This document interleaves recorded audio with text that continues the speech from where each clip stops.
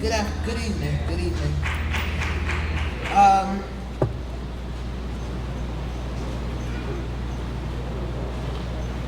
All of us in here will grieve her death differently.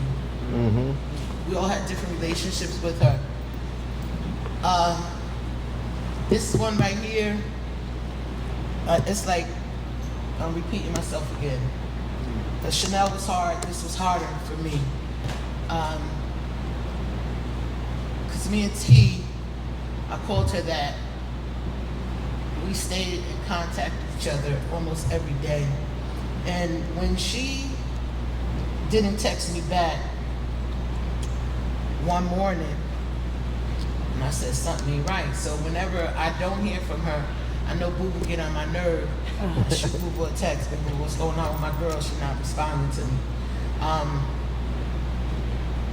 Boo Boo will say, well, she's in the hospital.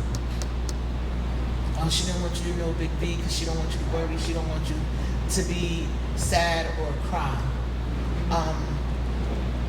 But it's hard not to be sad, even though I know where she is, and I would never want her here to continue to suffer. But it's just hard because when you hear her and you see her and you heard that sometimes she didn't want to answer the phone. Yeah. Sometimes she didn't want to text back. And sometimes as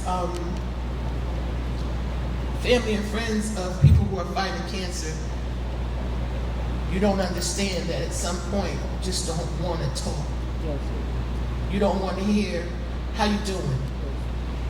You all right? Did you eat? How did you sleep? You get tired of hearing that. Because when I say to you, I'm not all right, but you can't fix it. Mm-hmm. You're helpless. Go ahead. And we get upset sometimes. And say, why didn't she tell me? Why didn't she call me? Why didn't she this? Why didn't she that? We could, woulda, coulda, shoulda, all we want. But the reality is, cancer is a different thing. And it will attack any and everyone. Not one person in here is exempt. That's not right. one man, not one woman, not one child. Men to get breast cancer, and I haven't said this 1,000 times, pay attention to your body. You know your body better than anybody. Yeah. One small pimple can turn into something major. And it happens so quickly, you don't even think about it.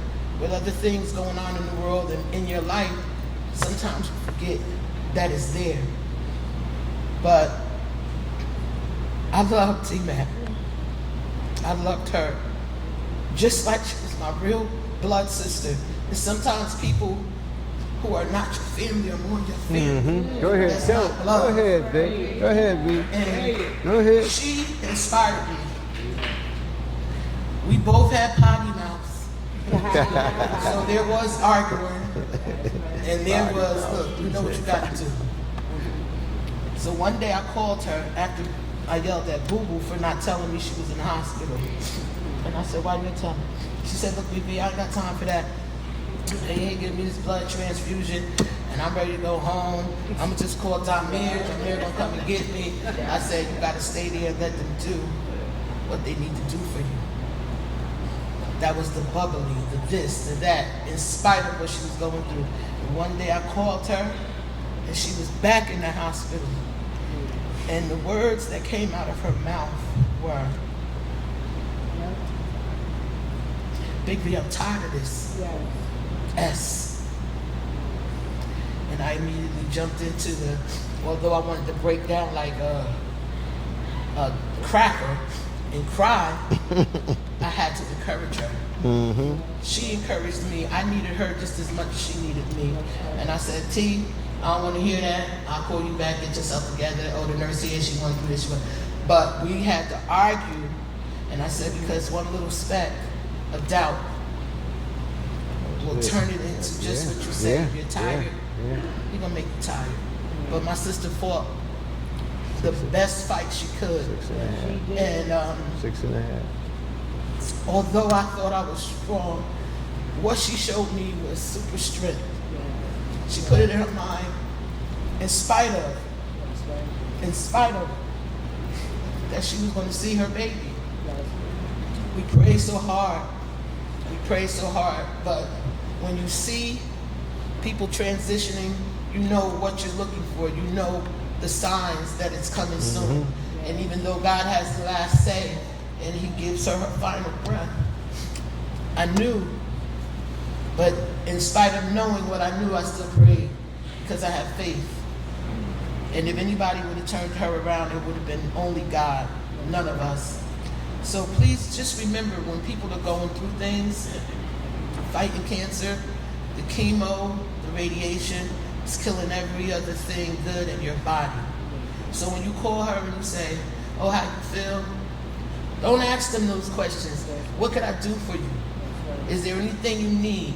Because me telling you that I'm not good, you can't fix it for me. The only person that could do it is God. And God chose for her to come home, and I would rather her be there than to be selfish and want her here, and her quality life wouldn't be like T-Mac.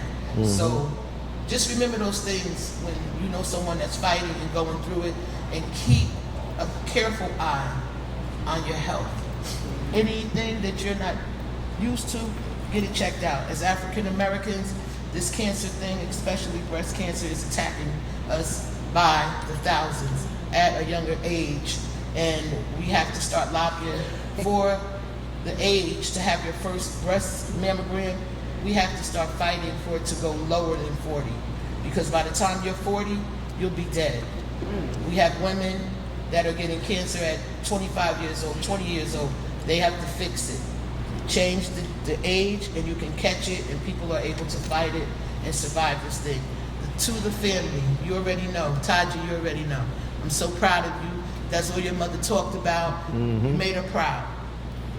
And you're going to do great things when you go to college. And you lost your mom, but she's with you in spirit always, every day. But you have gained a tremendous amount of surrogate mothers and fathers who are going to make sure that you want for absolutely nothing. So family, I love you all. Thank you, Vic. Keeping me in the loop. And thank you for allowing me to be there. I love you. I'm not blood, but I am the family. And some of y'all are mad, but it's okay. Like T-Mac was saying, with that. Thank you. Everybody have a good evening. We're going to get through it. And I don't want nobody to tell me not to be sad, because I'm going to be sad for a minute. But I know she was full of life. But I'm going to miss my girl. I don't know who going to. I guess I have to start calling Noonie or somebody and say something, because she's like, her words always to me after we hung up was, I love you, Big V. I said, I love you, yes, T. it was. And that's how I'm going to go with it. So you guys, just keep this family in prayer, and remember, check your body. Anything, just check your body. Glory. Thank you.